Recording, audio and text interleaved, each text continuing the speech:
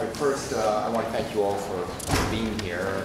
This is a very important part of our discussion. The President believes that clean technologies offer great high-growth markets. It makes clean energy one of our greatest opportunities for job creations. So I also want to thank Carol Browner, and after my brief remarks, she'll say.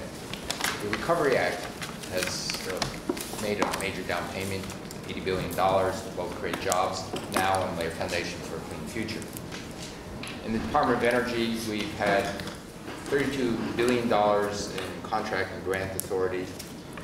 We have made selections for $29 billion of that 32, and this money is moving out the door. And so we're creating thousands of jobs on a whole variety of issues, like cleaning up the Cold War legacy. For example, in Savannah River, in South Carolina, made an announcement we hired or retained more than 2,300 workers with the Recovery Act money. We're also creating jobs through competitive awards to clean energy deployment projects, smart grid projects, advanced vehicle and battery manufacturers, scientific research efforts. And one of our goals is to invigorate our high technology manufacturing sector.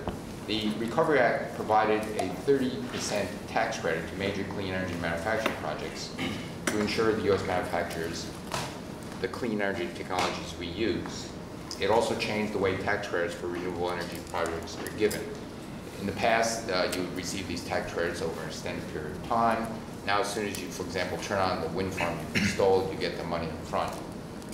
That, in many instances, the people have turned around and started a new wind project, and anecdotally, two companies alone have reinvested $2 billion, over $2 billion for that. The more clean energy products we deploy here, the more parts will be manufactured here, the more jobs will be created here. We've seen overwhelming interest in the Recovery Act funding. For example, our combined heat and power program was oversubscribed by about 40 applicants to 1 for every recipient awarded, 40 that applied. Our new technology program called RBE was oversubscribed by 100 to 1. 3,700 applications, only 37 were awarded. So clearly, we see pent-up demand for clean energy investments. And many of these projects have significant cost share requirements, and we've been, because of this, we've been drawing private capital off the sidelines to great projects. Many of the projects are exceeding the minimum cost share requirement.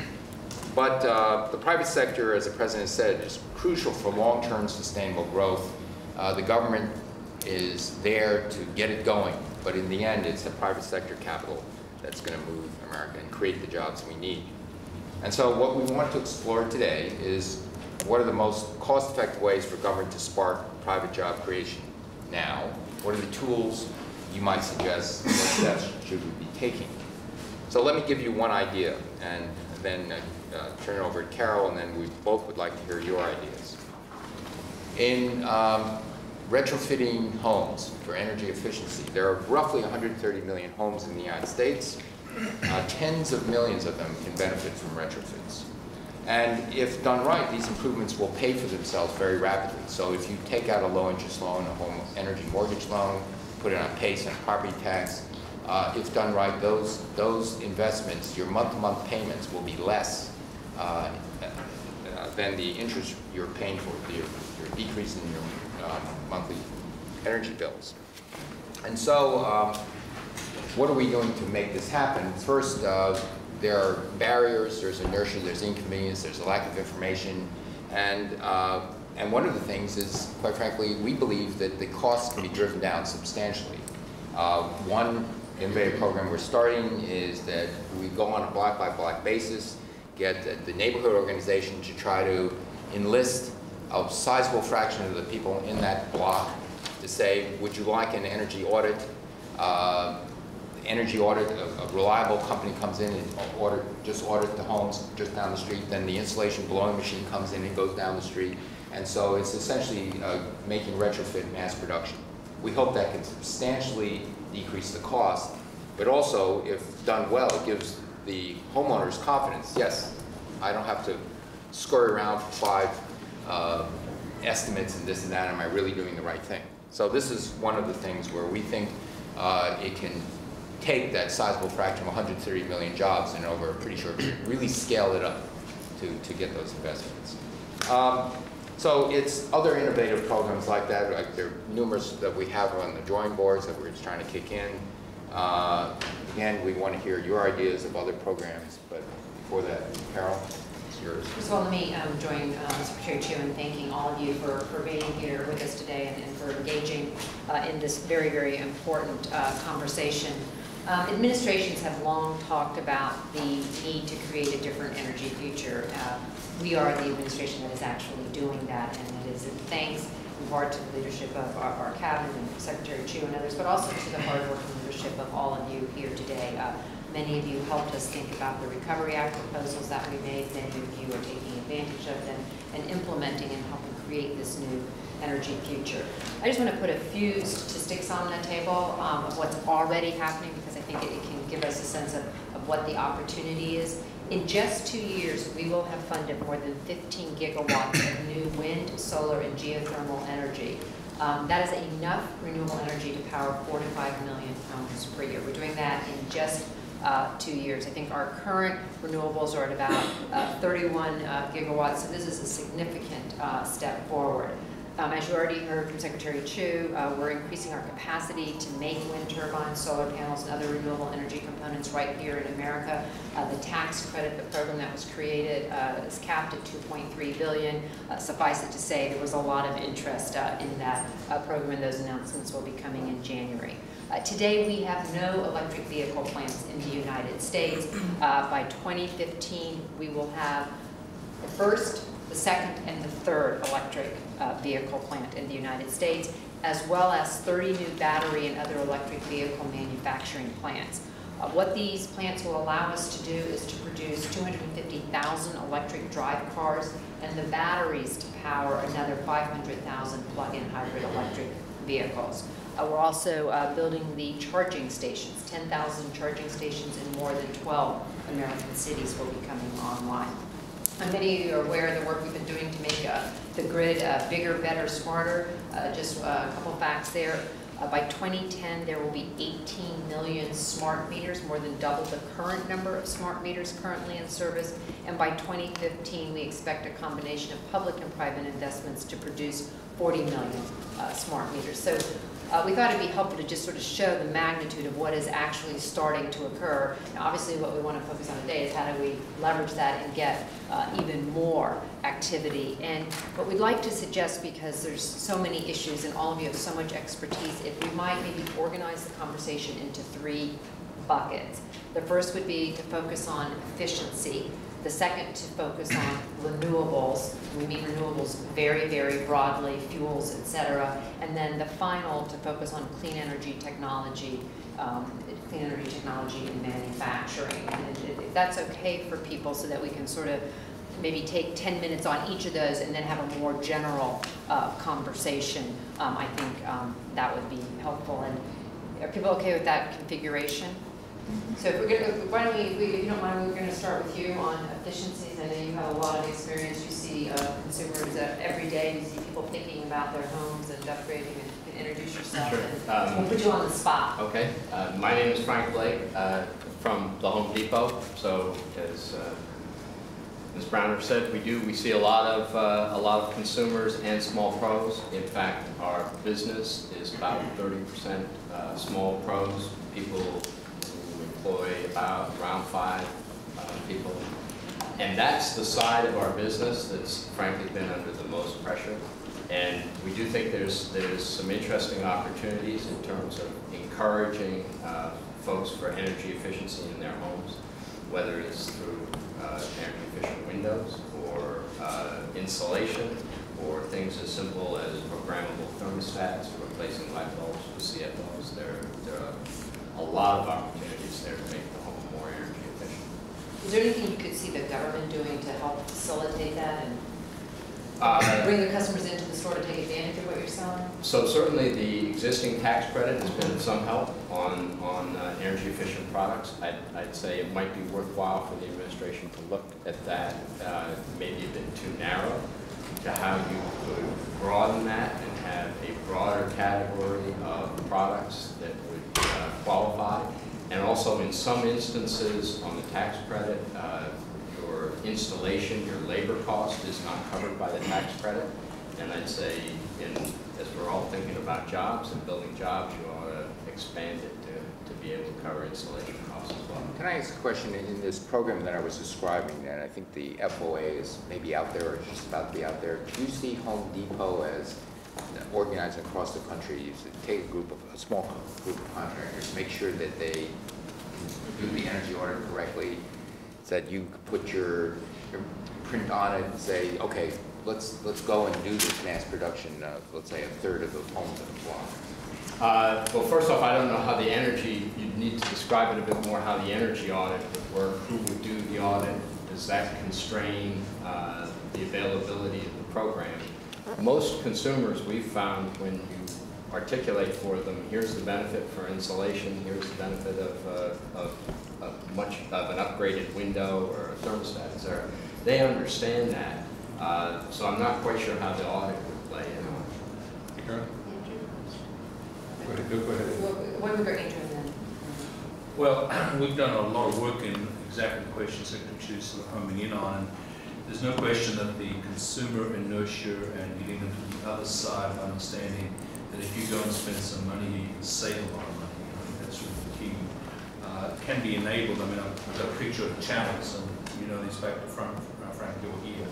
But there's a lot of channels here, and the channel that has the path of greatest opportunities, the professional installer channel, the actual contractor themselves, who I believe with retraining that could be promoted by a systems integrator.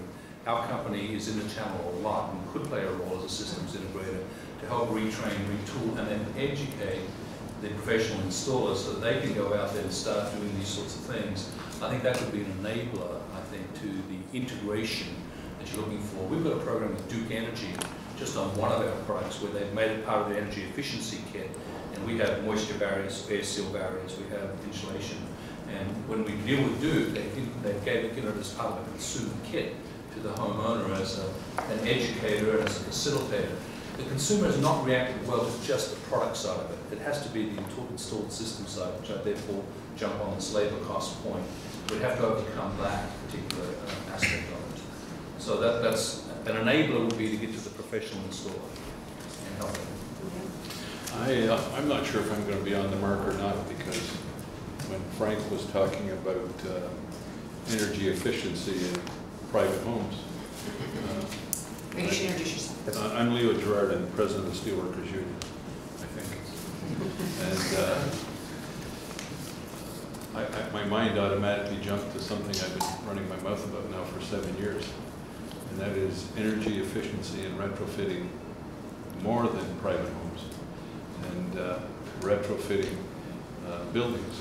And the place that the government could set the standard is in retrofitting all public buildings, and particularly federal buildings, whether they're courthouses or not. The place where I think you could have a huge impact is putting together a program with local communities and school boards of retrofitting public schools. We've got schools all over the country that were built in the 50s and 60s during the baby boom years, and they're energy inefficient. So if we're talking about energy efficiency, you can look at it that way. If we're going to talk later about retrofitting and stuff, we put it in that spot. But I want to usually be the skunk at the garden party. I'll do it again. One of the things we got to make sure we're talking about is creating jobs in America. And if we're going to be buying light bulbs that are made in China, I'm not interested. As a jobs point of view, it might be good on the climate change issue, and maybe they're separated. But we need to have the kind of incentives that will have those light bulbs made in America, that will have air handling equipment for efficiency made in America, that will have glass. We have a wonderful building in Pittsburgh. It's diamond shaped. It has no inner walls. It's just glass diamond windows. But you know what? The building was built in '63, and when I put my back there typing, I can feel the draft. We need to change those windows somehow. So those kind of retrofitting of buildings is huge. And if we have some domestic content, it's going to create jobs instantly. And not to be political about it, but if you're retrofitting in the school that my daughter was going to, and she's going to have a better learning environment, I'm going to probably like you a lot more.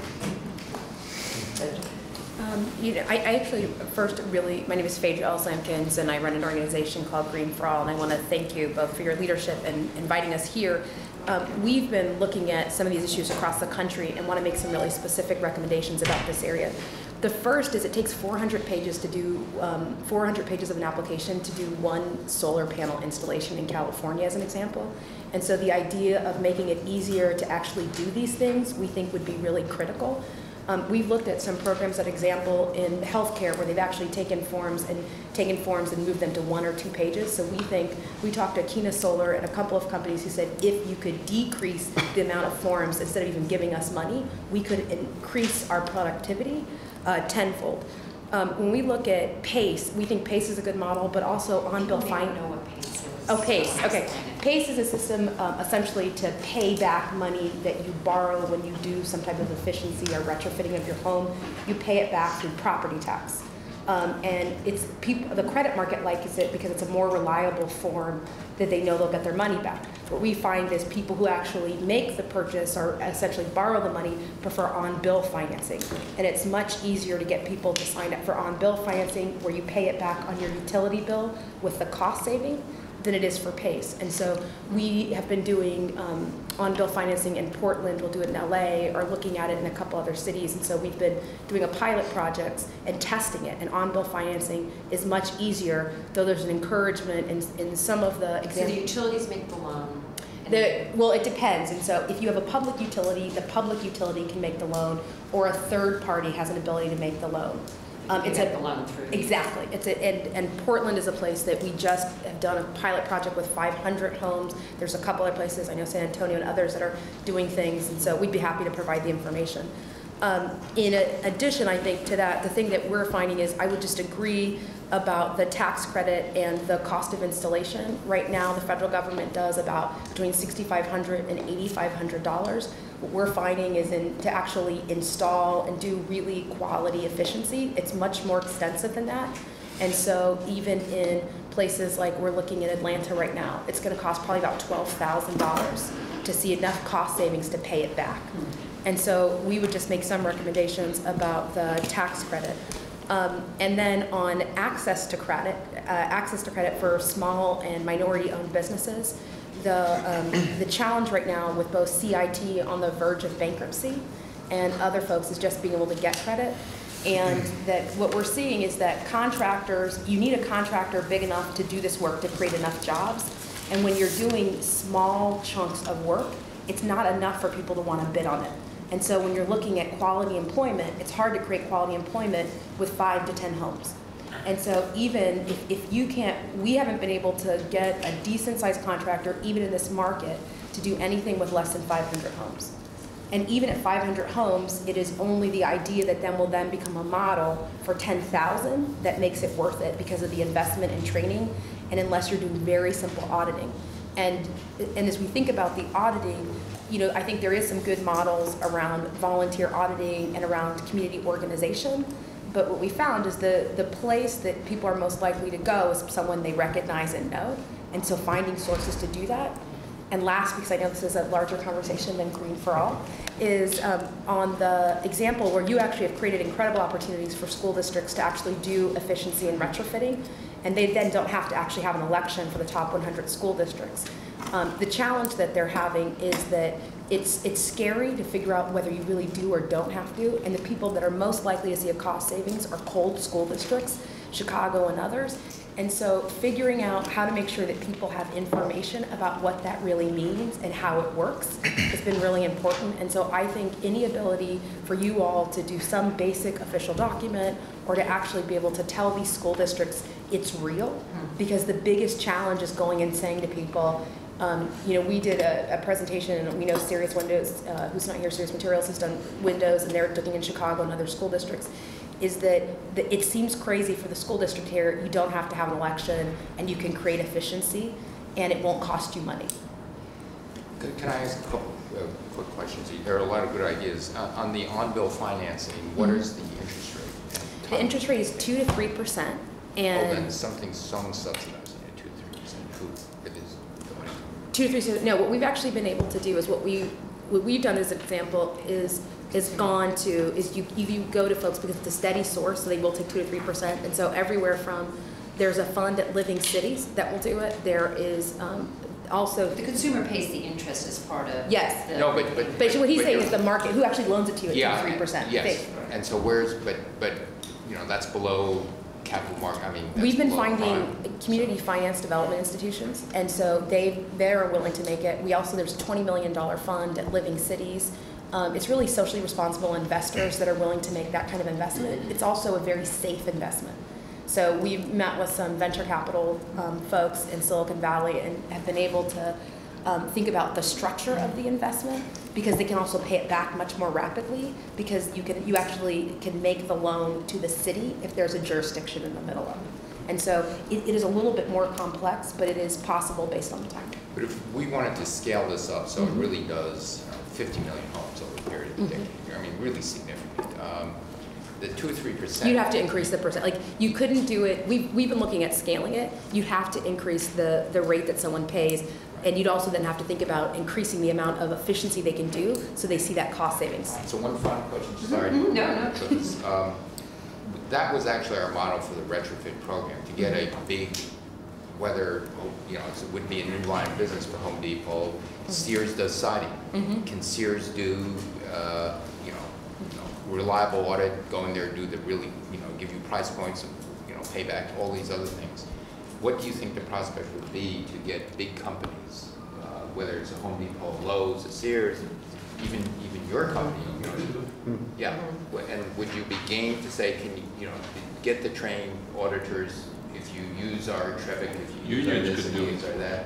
See, that's essentially what we're doing with Do It Right now, very targeted way. So we could do it and bring a few others along as a systems integrator. Okay, and then, and you're a systems integrator, but you provide the service, Dow is a respected company, they say, okay, great, I trust you. Definitely.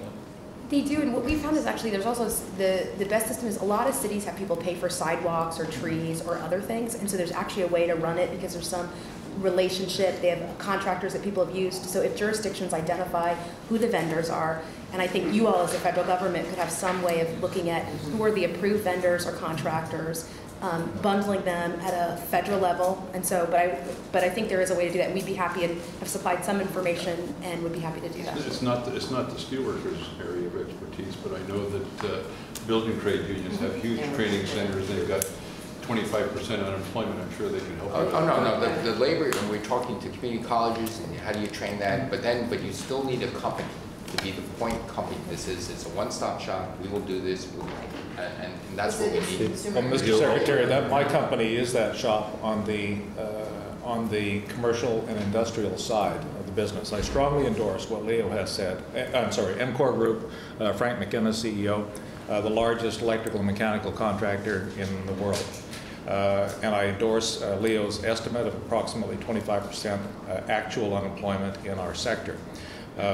I believe since the electrical draw from the commercial and industrial sector is more than twice that of residential homes and buildings, that the leverage and the immediacy of a tax credit program to incentivize the owners and operators of public buildings and private commercial and industrial buildings to retrofit for energy efficiency will accomplish a number of very significant short and long-term goals.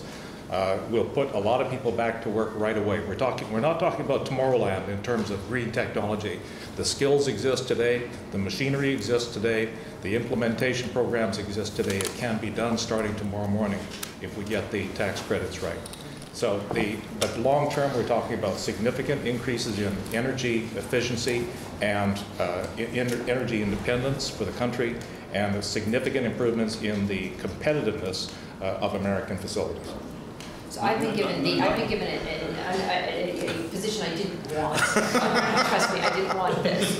But I just wanted to. Well, raising your hands to you. I know, but we've now spent almost a third of the time we have, well, even more than that, on efficiency. Can we take a moment and go to the other two issues and then come back and have a bigger conversation? Can we go to renewables for a second, and maybe General Clark, we could even start with you and the work that you're doing on fuels. Well, thanks very much, Carol, and thank you and the Secretary for having us in here today. I want to talk on two renewables. First, I want to talk on on biofuels and particularly ethanol. It looks like the tests of E15 are moving in the right direction. And if that's so, that is probably the fastest way to create 130,000 permanent jobs and maybe 250,000 construction jobs virtually overnight. The market's poised. It's ready to go. There's a lot of people looking at these plants. Cellulosics online. So I just want to underscore that and how important it is, as you know, we're putting about $300 billion a year out of this economy to import oil.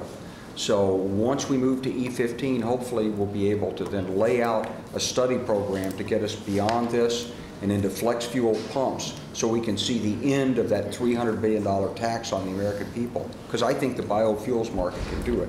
By the way, we've also got some great stuff in biodiesel as soon as we get to the point of really encouraging people to use it. There's a lot being produced and trying to be shipped to Europe. I also want to talk about wind. The end of the investment tax credit cash grant is coming up faster than we think. The program started in the beginning of the year with the stimulus package, and it runs out at the end of December of 2010. And actually, the timeline for getting wind projects approved is longer than the time we've had with this cash grant. I know it costs money, but we've got a bad confluence of events in the wind sector. The financing model for passive tax credits tends to lead us to go to big investors, and they want big projects to justify the due diligence, and they want big construction firms, and they want big banks. So it turns out that for most of America, this is just a matter of sort of leasing your land and watching your money disappear. They're just mining the wind and taking it to France or Spain or Florida or someplace that's not out there. But the real opportunity is in the community wind space. The Midwest Interconnect Authority just did their 6-month study, and they disapproved all projects over 5 megawatts because they can't fit on the grid. They just threw them all back. But at 5 megawatts, it's no problem. The thing about it is that we have to have a financing model that supports it. So if you want loan guarantees, for example, and you have a 2 or 3 megawatt project, you can't afford $75,000 application fee with the uncertainty of maybe not getting the loan guarantee. You need to be able to put these turbines out in small package, distribute them, and then put them near the communities. And this is even more the case when you move from South Dakota and Minnesota and Iowa into the more populated Midwest, into Indiana and Ohio, where there's still good wind, but you got to get it closer to the communities, and you got to give a chance for people to feel like it's their own. And so in addition to extending the cash grant, I'd like to suggest we also look at the passive versus active income aspect of this. There's a bill in front of Congress that will make it possible for individuals to invest and receive the same kind of benefits for wind and solar investment that they're getting for oil and gas. Namely, that it will be counted as an active income investment. So you can write off the depreciation and passive losses. You'll see an incredible wave of interest and investment in renewable energy if we can let ordinary Americans participate in repowering America. We should go to Yeah, so- she should tell us what she's doing. It's very interesting. My company also uses financing on the tax credit side. US Bank is our financing partner. We are a residential solar company. We're the leading residential solar company in the country. And what we do is we buy the system on behalf of the homeowner. So we install it on their rooftop for free. Then we sign a long-term contract with the homeowner to either lease them the panels or actually sell them the electricity per kilowatt hour and save them money immediately. And so I agree with some of the comments that were made down there that what's holding us up, we have thousands of customers, we have people in our pipeline, is working capital issues. Working capital issues for the installers. So what happens when they submit a permit and it takes 9 months for them to get through the permitting department, the utility administrator takes 6 months to administer the rebate. They have to slow down because they're not going to get paid, and we're not going to get paid by our tax credit from US Bank until that project is signed off on. So we're moving very slowly. So a very simple recommendation would be, grant money to permitting departments, grant money to rebate administrators to just staff up those functions. Another piece of policy that would very much help would be bonus depreciation, an extension of bonus depreciation. So what happens right now when we develop a project, because of the way the accounting works, there's phantom income, and we own a ton of income tax in the first year. Extending bonus depreciation for another year would not cost the government anything more than 1 year time value of money, because we're going to eventually pay back the income tax. It just solves a problem where where it's really expensive for corporations to borrow money right now. It's less expensive for the federal government to borrow money right now, and in that type of a market, bonus depreciation makes a ton of sense. And then the last comment I just wanted to make is regarding PACE, because we very much endorse PACE and think it makes a lot of sense on the energy efficiency side. We do not think it makes a lot of sense for residential solar. We think that on the solar side, the problem's already being solved by the private market. It's being solved well by the private market. We can actually do it at a lower implied financing rate. And there are a lot of unintended consequences that I think may fall out of it, and would be happy to share those as well. Thank you, Carol. Tom Soto, Creighton Equity Partners. Again, thank you for having us here, Secretary Chu, Ms. Browner, and our good friend, White House CEQ Chair Nancy Sutley, who's also here. I'm an investor. We invest in companies like those folks around the table, and so we get a very good high-altitude view about and able to determine what are the obstacles toward getting to fruition to returns. And to us, what we've been able to determine really is, there really is no credit out there. And project financing is probably the single greatest key. If you're asking, how do we create jobs? The answer is to allow additional capital to be put and even restricted toward conservation infrastructure, clean tech, project finance. When Leah was talking about whether we could go out and convert or renovate community colleges and schools, those very same school superintendents are looking at their balance sheet and saying, how am I going to pay for this upfront cost? Unless they have some type of institutional debt approved by the bondholders or the voters, or they have some credit facility, most of which they don't have right now, is going to fall on the backs of the contractors, who, by the way, have an additional stumbling block, which is bonding capacity. Yep. And whether they are able to put up a $5 million bond for a $5 million project, which won't get reimbursed for at least a year after that project has been producing electricity, and therefore is out of the woods in terms of being a viable long-term investment. Here's the other thing, is that there is a great unsung hero that unfortunately I don't see here. There are actually two unsung heroes for clean tech. The first is labor. I'm glad to see that we have labor participating in this, because it's taken years and years and years to cultivate that relationship, and now with things like Apollo Alliance and the role that labor has been playing, it has increased the velocity of making this a priority. The second unsung hero really is, before Wall Street got interested in wind, it really was the pensions across the country that sneezed, and Wall Street caught a cold. And we have to begin to see what type of collaborative, and I would urge the Department of Energy to determine whether there's an opportunity for your agency in the White House to even convene a forum or a discussion amongst large state pensions that have mandates within their asset classes to invest in clean tech. Those are the people driving the train right now. My fund is small. I have $200 million to invest. About 100 has been committed. Have 7 or 8 companies that are doing extremely well given the atmosphere right now, from consumer products to a biofuels plant to a earth heat exchange company.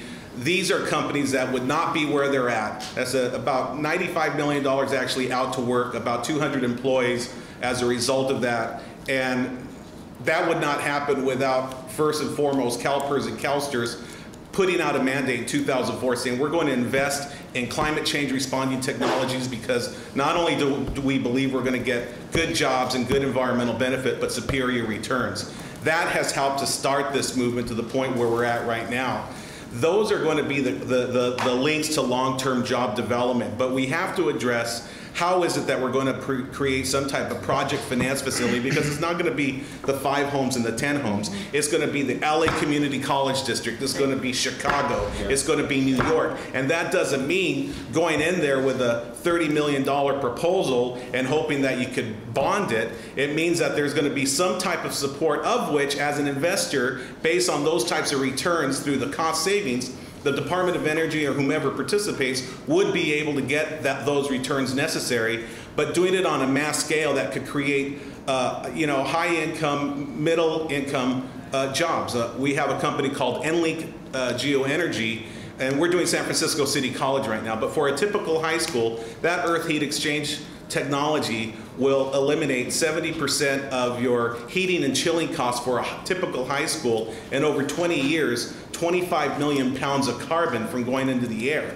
I, as an investor, am looking at it for the cost savings benefit, the build, own, operate as an asset, and possibly, if we could move the ball up the line, the cap and trade portion of it by holding on to the carbon credits.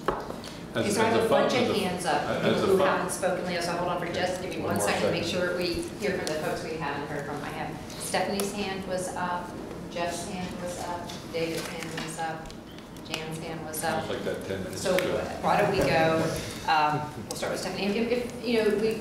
We want to make sure everyone gets. Yes, and I'll keep it short because there's some duplication and I won't comment on that.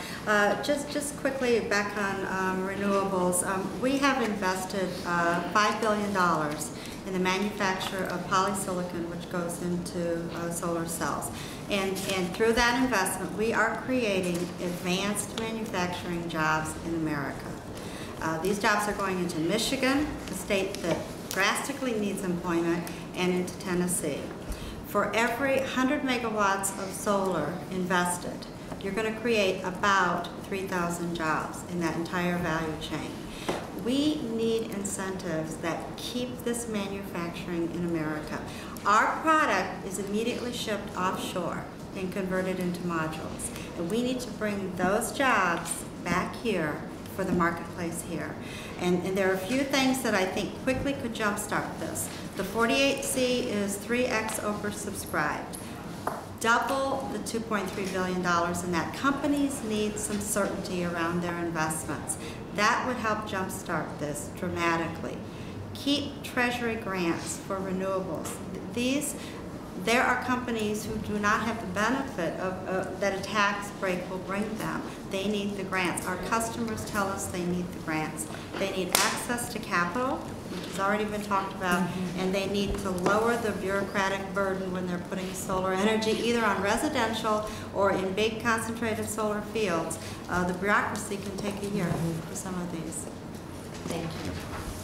I want to take a slightly different tact, although I think we could all agree that some of the bureaucratic obstacles are serious.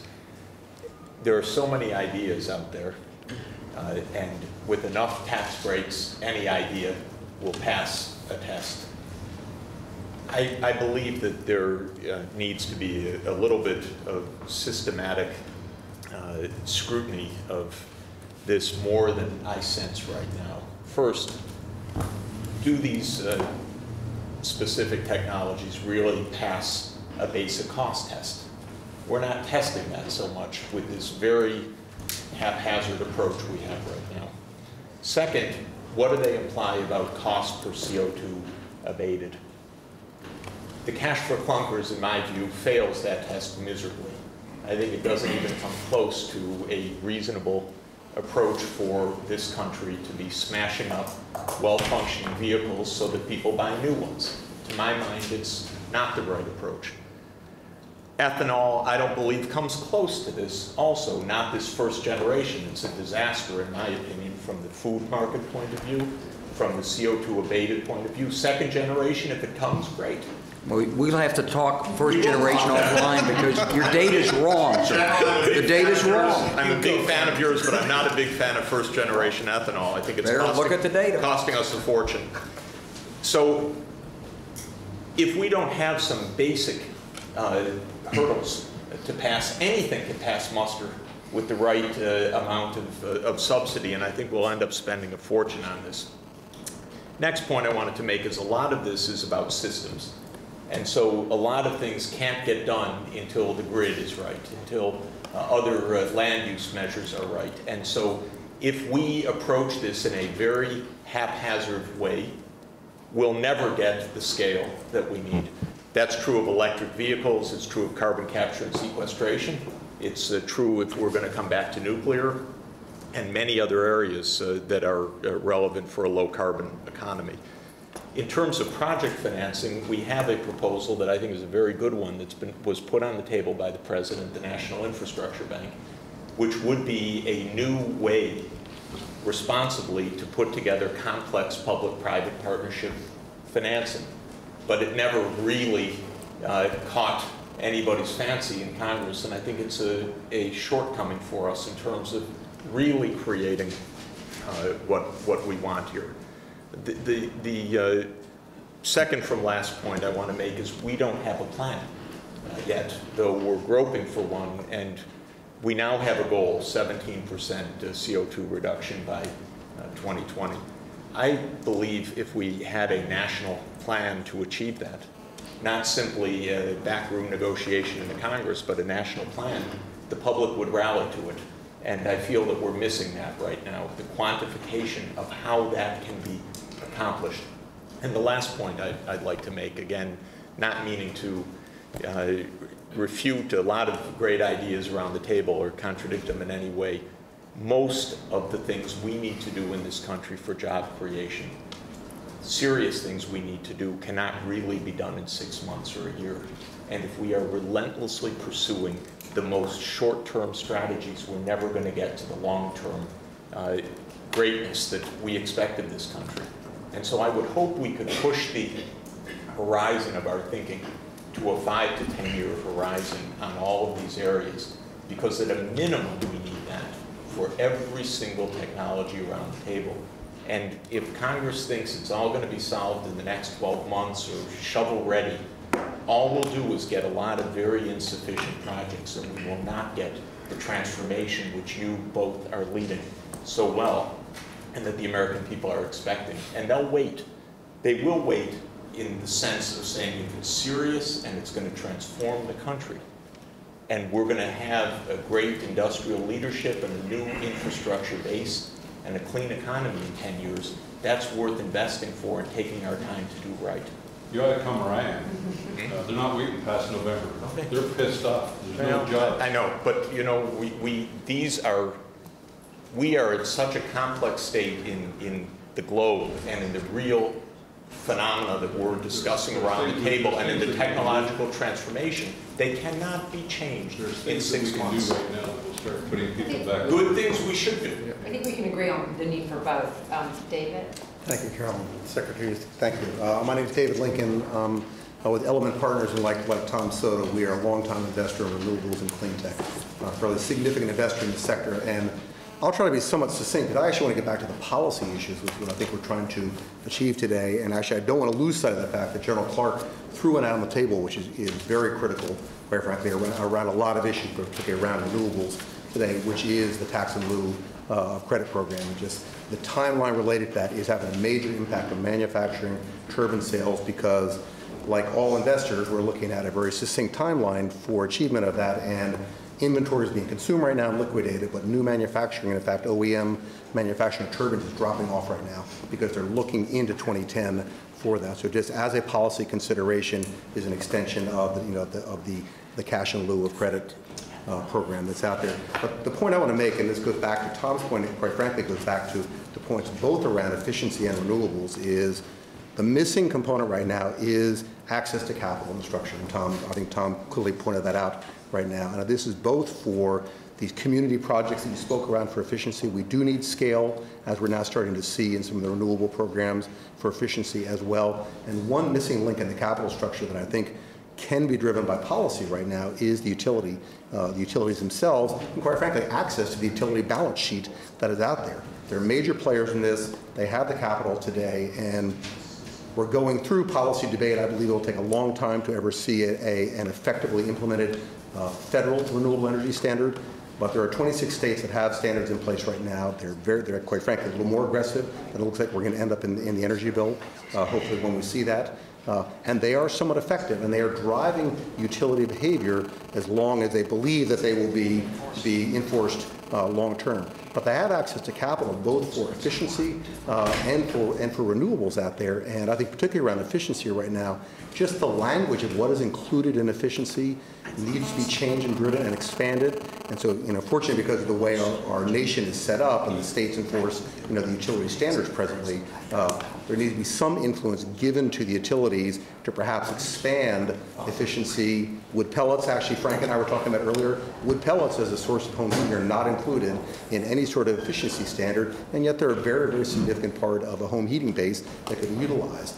Energy efficiency for insulation, for windows, all those things are tax credits, but they're not necessarily, depending on state, being part of the portfolio or efficiency standard for utilities. And so expanding language to allow them to meet their criteria will give them greater incentives and also potentially get them involved in these community programs, Secretary Chu, that you described. That's exactly what we need, but we need capital for those communities, not just tax credits to the consumers to make the investment in windows or efficiency, but some access to capital through utilities, and getting them involved, I think, is a very important aspect.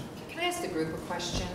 Because several of you have sort of touched on this, no one's spoken to it quite directly. How important is it to get in place sort of a national renewable electricity standard, to get in place the cap on carbon was that what you were anxious to talk about?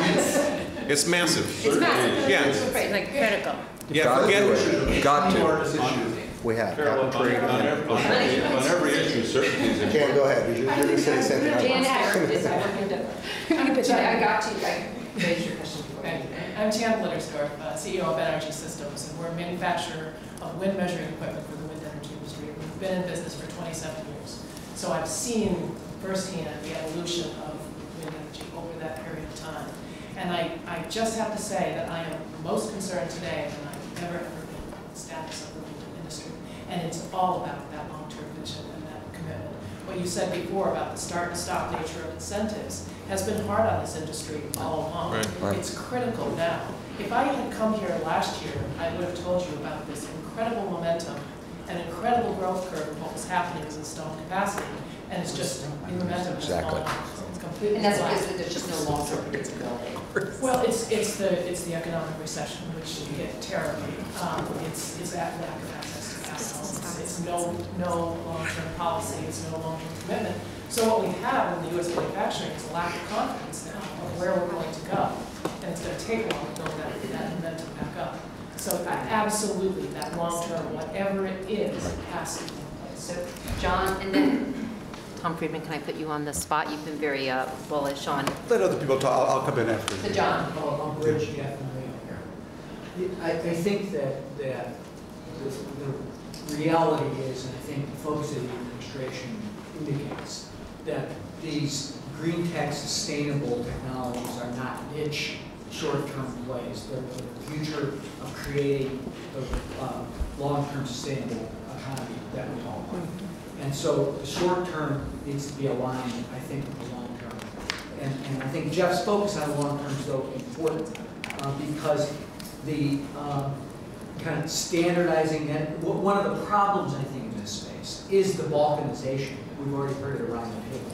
The fact that there's so many entities, the role of the states is so strong, and you have a tremendous convening power, not just at the public-private level, but amongst the states as well, to get to get national policy in place that I think, or at least shared state policy in place that could be a tremendous driver. The financing problem is not a green tech space problem. It's Geithner should be at this table too, because it's really a problem of getting credit to SMEs overall, and it's going to get worse, I think, before it gets better. The effect on regional banks from their exposure to commercial real estate is going to keep things, I think, very tight, for a very long time. The real question in my mind is, are the solutions in that space, should they be aimed more generically at getting credit flowing to small and medium-sized enterprises, or can you use specific facilities to do what I think has been suggested around the table, either through I mean, I'm all for using TARP money. Maybe we can think up, you know, the mechanism for getting that through an SPV or something like that to regional banks and smaller banks to get that money out. But just a couple of other things, because I think you have the capacity to do them. The United States government is about to own an awful lot of real estate that it didn't own a year ago, and it's going to own a lot more a year from now. And I think applying what you want to do can be a tremendous job creator, to do energy audits on repossessed housing, to multiply that effect, to do that in large units, and then put those back into the service of, particularly of low and moderate income housing. That's something I think you can do now, and you have the resources and the wherewithal to do. The other place, this is maybe my pet issue that I think that you ought to give some focus on in this arena, is the tremendous job losses amongst young people, and the tremendous numbers of unemployment amongst people in hard-to-serve communities in particular. And align myself with your earlier comments. I think for a relatively small amount of money, putting money into AmeriCorps, into Youth Build, into service opportunities for young people who are facing really lifelong problems in their careers and their income growth, could, in the scale of things, it's a very small investment that could and apply to giving people the skills to be in business in these areas would be a big, you get a big bang for the buck. So I recommend that to your employee director. We have to, let's hear from Tom. I just want to say one very quick thing. I've learned from all the people here, just in my own research, that the question of certainty, there's nothing more important than that. Give me three things. Give me a national RPS like the European Union has.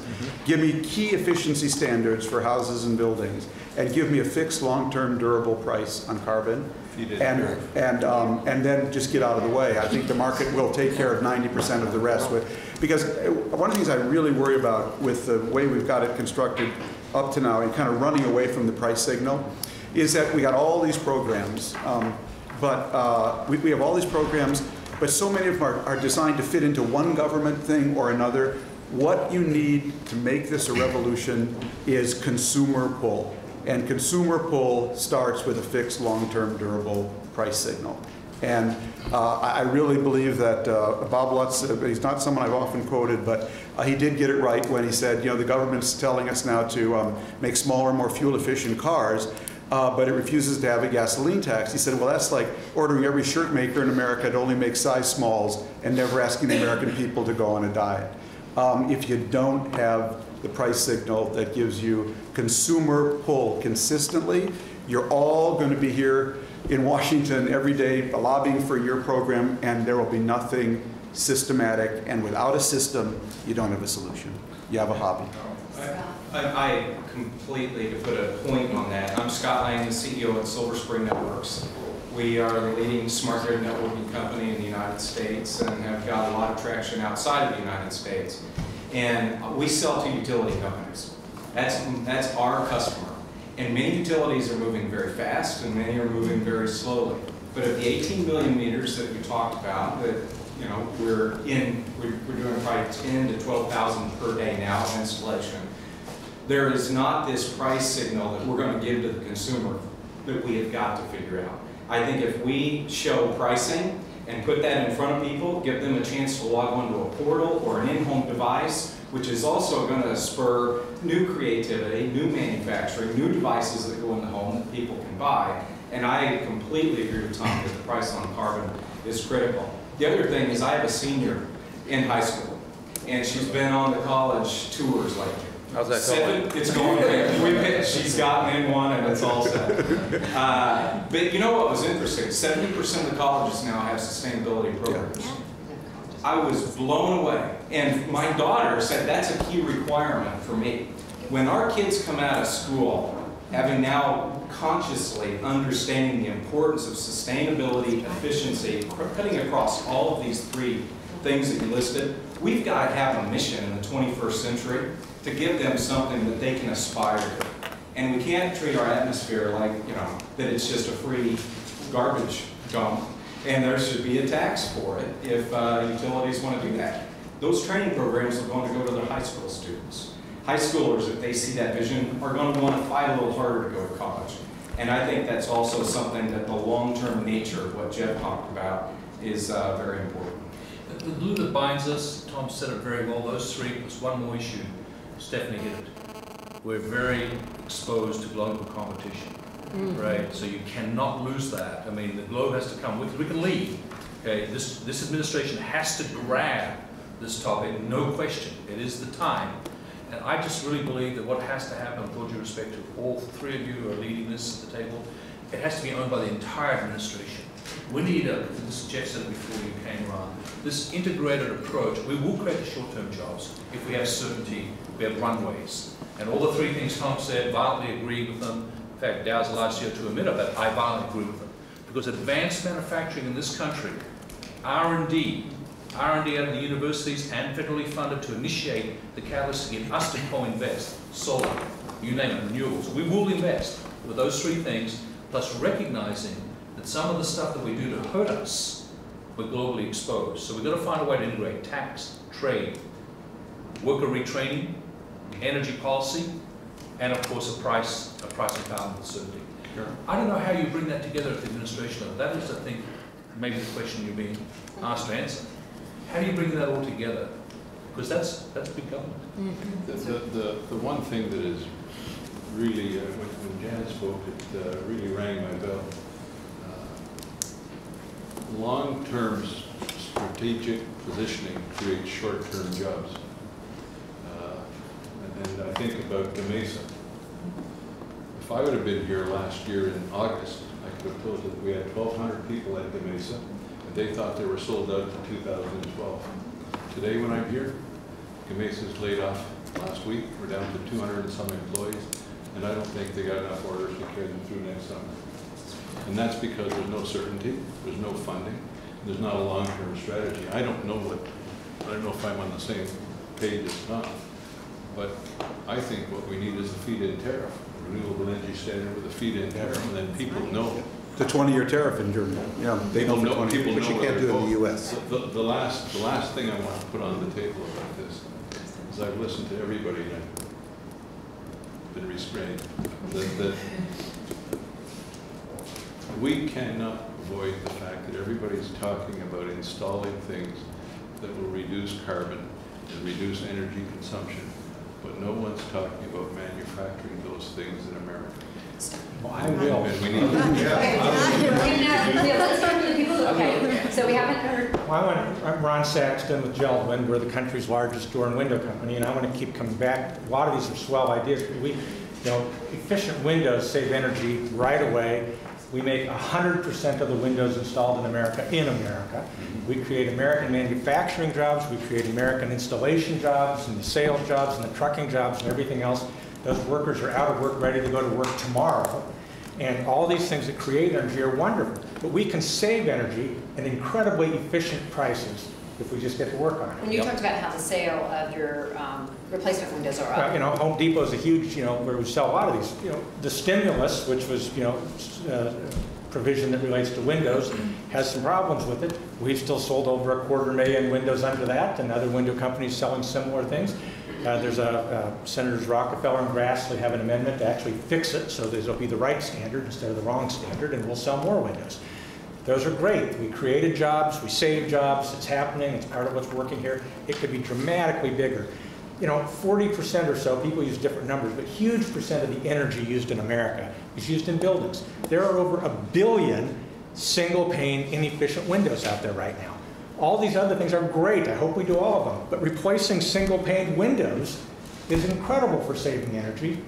And again, they're American jobs, American good, and we can do it right away. So I just want to come back. It's great to have a long-term plan. It's great to be focused on all these things that have long-term, but I'm with you. We got people out of work right now who can get back to work right now if we're focusing on some of these things that can happen right now.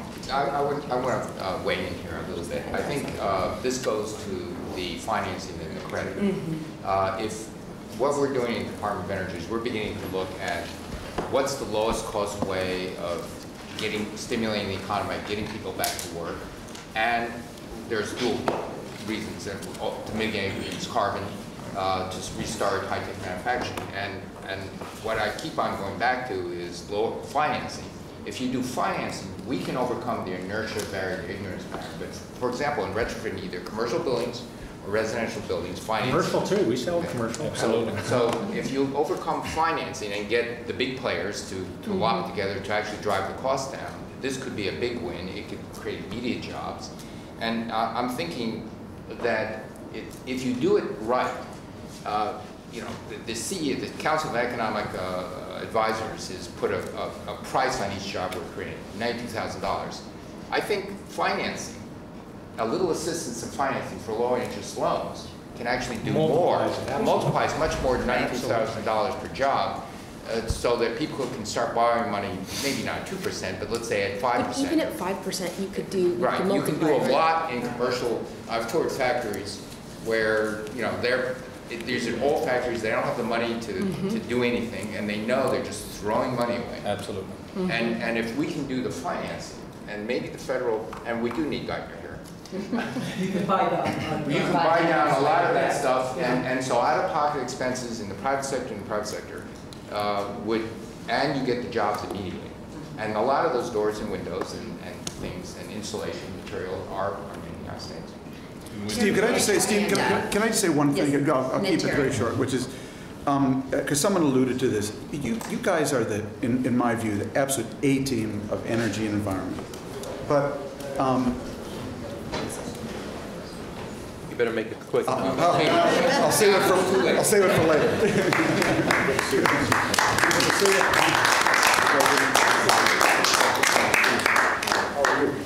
We got a chair for me here? Yep, You guys right there. got to be able to round one up. Right at the top. Oh, see there? I like that. Please, everybody have a seat, and I'll make sure to say hello to everybody before you head down. I'm sure that this has been a lively conversation. I saw you, as I was walking in, you guys were beating up on Chu. Let me just say this. We are completely sold that if we are to shift from the bubble and bust model that we've had and start investing in things that can be a long-term engine of economic growth, that clean energy is our best candidate for that. So we want to make a big push in this area. Now, we have some tensions. Tension number one is we don't yet have a price on carbon, which means that a lot of people are on the sidelines waiting. And so if you guys all have 60 votes in the Senate, please let me know. But this is not a legislative strategy meeting, but we have to be honest that until we get some certainty on that, it's harder than we'd like it to be to leverage private dollars in. Number two is, as everybody I think is aware, we just got fiscal constraints that are tough. So whatever we do has to be strategic and surgical. We don't have the ability to just spend hundreds of billions of dollars, at least in the short term, on this.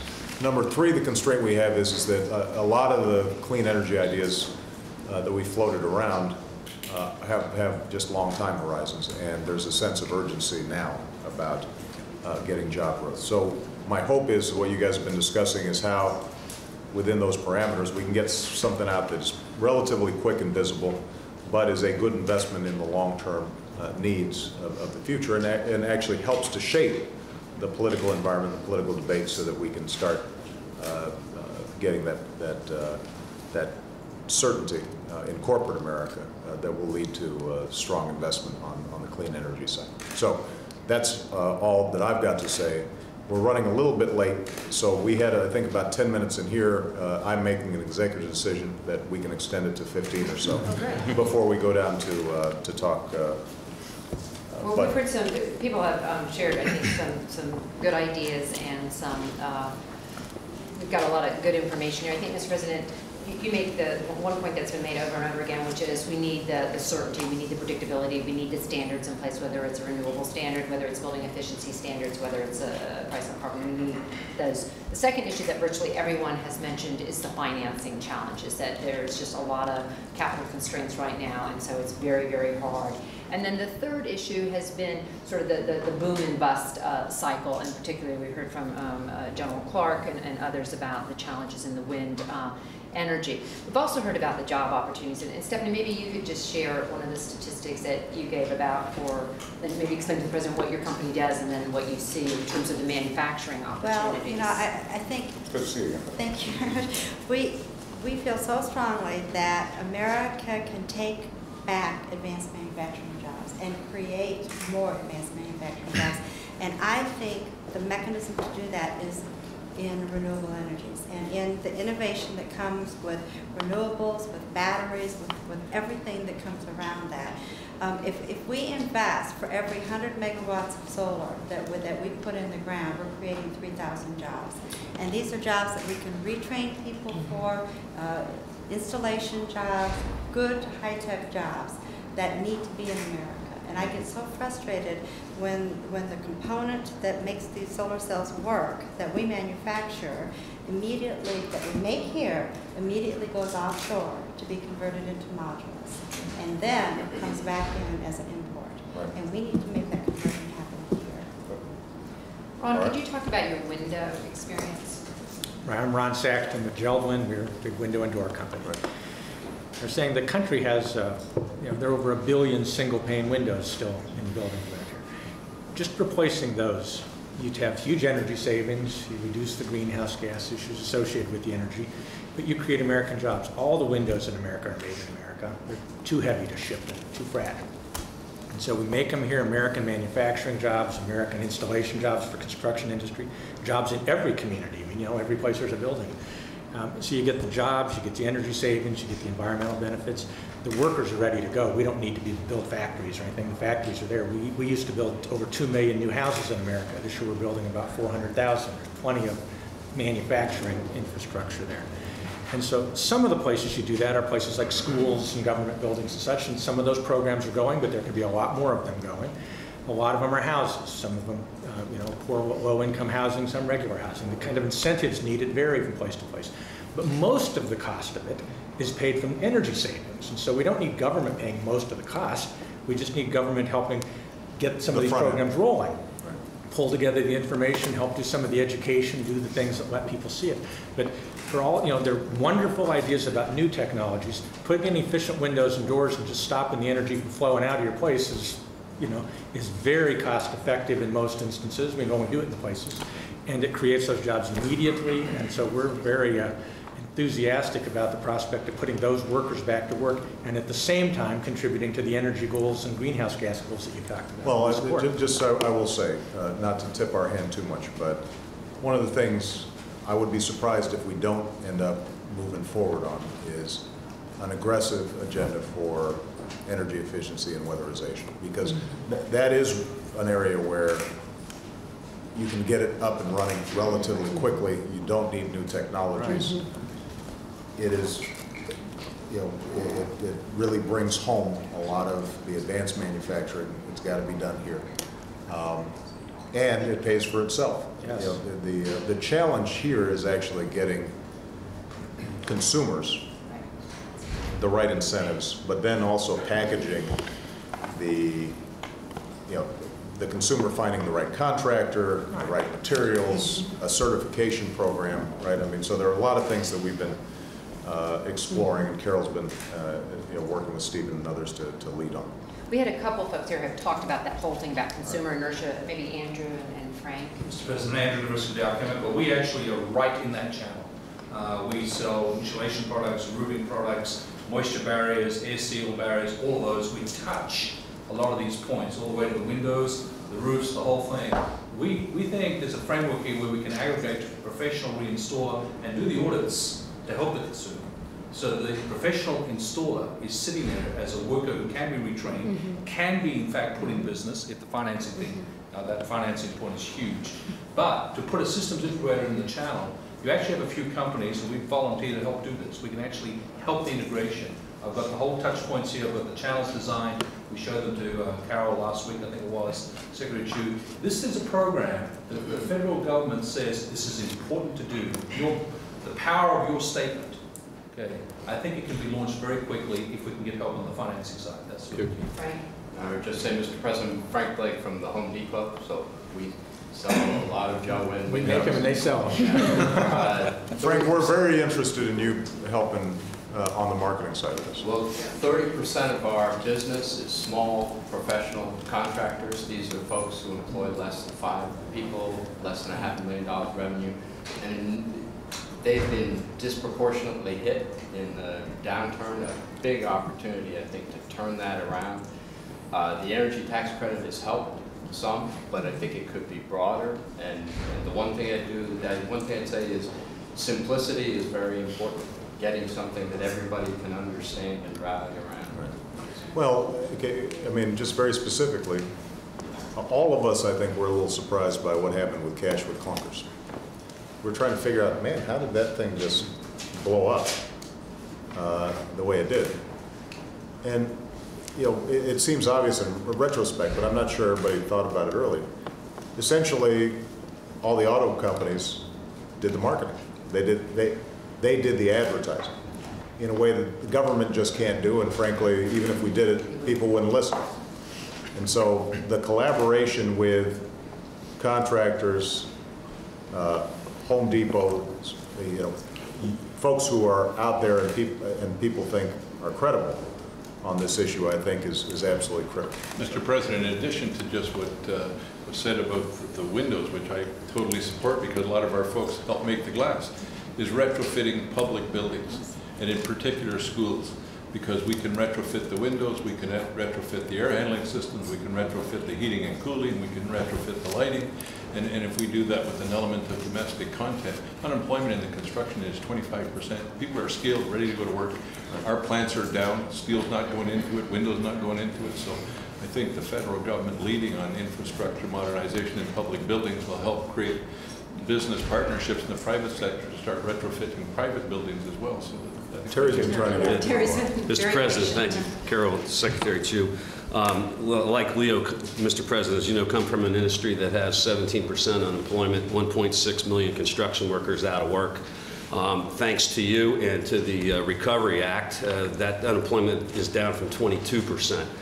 So we are putting people back to work again. And we certainly support, whether it be commercial retrofit, renewables, but we've been focusing a lot of time and attention when it comes to residential weatherization. And because of your vision and the $5 billion through Secretary Chu's office to weatherize 1 million homes, as we talk about financing, as we talk about the opportunity, I mean, there's 100 million homes or thereabouts that we could retrofit. I think we also have to look at, we've talked about capacity, and we have to focus on workers and contractors. There's some great contractors that are here, but we are trying to go from 140,000 houses that we've weatherized a year to 1 million, and we're having challenges with that. Again, vision is how do we go to 50 million? And what we need to do is make sure our organization trains over 100,000 workers a year, as other organizations do, on construction and environmental skills training. I think we need to focus time and attention on the investment side, using pension funds, whether it be public or private, such as laborers and steel workers and others. But I think we also need to look at how do we build this to scale. And we do believe that you need independent auditors when you're going to do residential weatherization, going in and coming out. Because I think we have one shot at this as an administration, one shot as a country, and the great contractors that are here in this room and at this forum. But there's a lot that don't do it the way that it should. We have workers that need to be retrained. We have workers that are out of work who've been unemployed for 6 months or a year. I think we need to make sure that there's an accreditation process for contractors so that we're getting great contractors that know how to do the work. I think we need a certification process for workers that are going to become residential weatherization workers or work in commercial retrofit as a stepping stone towards a career. I'll just give you an example of what we've encountered. Is that 250 workers trained in one part of the country, and 21 of 250 worked more than 3 months. Part of that is because of the contracting mechanism as well. That wasn't the federal government's role. But how do we package this so that these are longer-term jobs? And so that people can say, I'm going to go through training, I'm going to improve and upgrade my skills for a new industry, an emerging industry, that hopefully I can make a career out of. I think is critically important that we build the accountability into the system so that we have quality assurance, whether it be a homeowner, whether it be a commercial building owner, whether it be investors, and have a trained and skilled workforce that says this is a step. This is a step towards my future as a worker in green construction. We have not heard from the mayor, Mr. President, so maybe we could hear a few words. Just briefly, Julian Castro. I thought he was on our staff. I think I'm the youngest one here. I thought he was an intern. This guy's a mayor? San Antonio, Texas. I'm messing with you. I know who you are. Go ahead. Well, first, San Antonio has the largest publicly owned utility in the nation, about CPS Energy. And we're at the very beginning of spending $200 million to weatherize 60,000 homes in urban San Antonio, the core of San Antonio. But we received some stimulus money for weatherization. I think $6,500 per home is being spent on weatherization. Under our program, it's $3,200. And so there's a difference there in standards, and I absolutely agree that the certification of contractors and the training of workers to be able to do this in short order is a real issue for us. To the extent that resources can be invested there, you have something that is ready to go in different communities. And I think particularly where you have municipal entities, munis, you have something that they have their finger on the trigger of job creation. Right. And then just very briefly, secondly, it was mentioned a few moments ago, and I very much agree that to the extent that we're trying to change the culture of energy usage for the future, smart investments in curriculum, in training, in primary and secondary education, I think, make a lot of sense for the future. Around energy. Yeah. You know what we're finding is that we've been doing these programs across the country, and in Portland's example, 500 homes creates 15 jobs for 1 year instead of creating a spike at one time. And so as we think about replicating the programs across the country and really first making it one clear program, the thing that's so attractive about Cash for Clunkers is that the auto industry then said, we're going to sell this program. And so to me, the question for us as a group is how do we do a good job of, as there are programs that are being replicated and scaled, of marketing it not as a program of the federal government, but as a cost savings economic program. Because I think, from having the experience as someone who just watched the climate debate, the failure for me in my mind is I try to think about how to talk about the climate to my grandmother, and what my grandmother wants to know is about Cash for Clunkers. She wants to know, how do you save money? And I think if we could even begin to just talk about this in terms of what we're trying to figure out as a group is how to create American jobs, how to decrease unemployment, how to make sure that people's utility bills gets cheaper. That's really, I think, our task. Because then you say, look, I'm in Portland, I'm an environmentalist, but most importantly, I'm someone who had a middle-class mom who was a single mom, and I want to try to figure out how people like that have jobs. And so I think that's, our challenge is to talk about that. Mr. President, the cheapest Cash for Clunkers program you could implement, I think, is if you announce tomorrow that you are ordering the Secret Service to give you a Ford Explorer hybrid car, and that every car in your motorcade would be an American-made hybrid car. The example you would set, I would not underestimate that. No, we have actually talked about it. The car I have is a little heavy. Yeah. And, as good as hybrid technology has become, it would not go 15 miles per hour. That's very nice. It's a specs. Go ahead. We've got. We're kind of running out of time. We focused a lot on energy efficiency.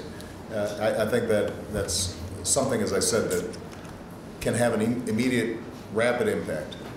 The most important thing here that we talked about is packaging and marketing. I mean, I think all of us understand what it could accomplish in relatively short order, and so we may be asking some of the participants here to help us think through how that gets done in a way that jumpstarts what could be, as you said, Terry, I think a multi-year investment.